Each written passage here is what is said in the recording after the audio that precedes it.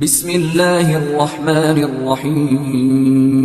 ایک نبی کی ایک بیٹی کیا لے کر گھر آئی ہے؟ کیا نیا لباس دیا رسول خدا نے بیٹی کو؟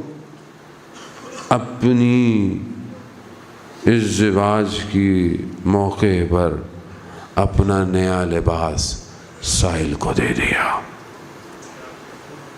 ایسا ہوتا ہے یہ چیزیں پریکٹیکل ہیں۔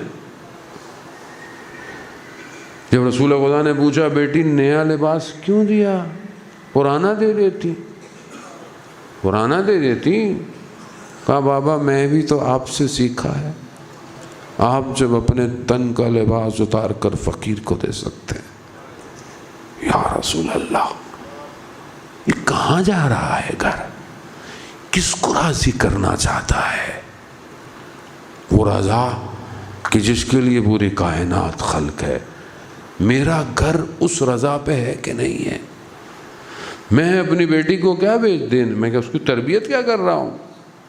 کیا میں اس کی تربیت کر رہا ہوں کہ وہ گھر سے کیسے جائے، کیا لے کے جائے؟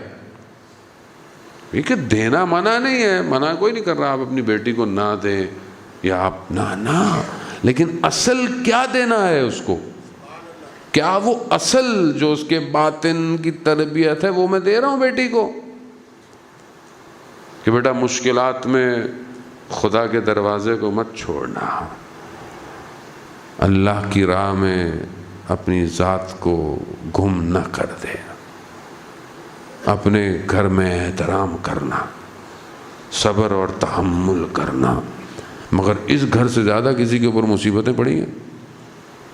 حضرت سلمان فارسی کہتے ہیں کہ ایک ہاتھ سے چکی پیس رہی ہیں، ایک ہاتھ میں بچہ ہے۔ میں نے کہا یا بیوی مجھے دے دیجئے یا مجھے کام کرنے دیجئے۔ اتنی مشکل، اتنی سختی کے مولا کائنات نے کہا کہ جائیے بابا سے کچھ مانگیے، بابا کے پاس جائیے۔ جاتی ہیں کہ مجھے کچھ دے دیں، میرے کاموں کی کوئی مدد کرے، کوئی کام کرنے کے لیے۔ رسول خدا کیا کہتے ہیں کہ بیٹا میرے پاس ابھی ایسی ظاہری توان، یہ حقیقت ہے اس زمانے میں مشکلات تھیں عزیزان محترم، مگر بیٹی میں تمہیں ایک ایسا تحفہ دوں گا جو قیامت تک کے لیے تمہیں فائدہ دے گا۔ کیا دیا؟ تسبیح۔ 34 دفعہ اللہ اکبر پڑھو، 33 دفعہ الحمدللہ پڑھو، 33 دفعہ سبحان اللہ پڑھو۔ یہ تسبیح، کوئی تسبیح کیسے فائدہ دے گی؟ امام جعفر صادق علیہ الصلوۃ والسلام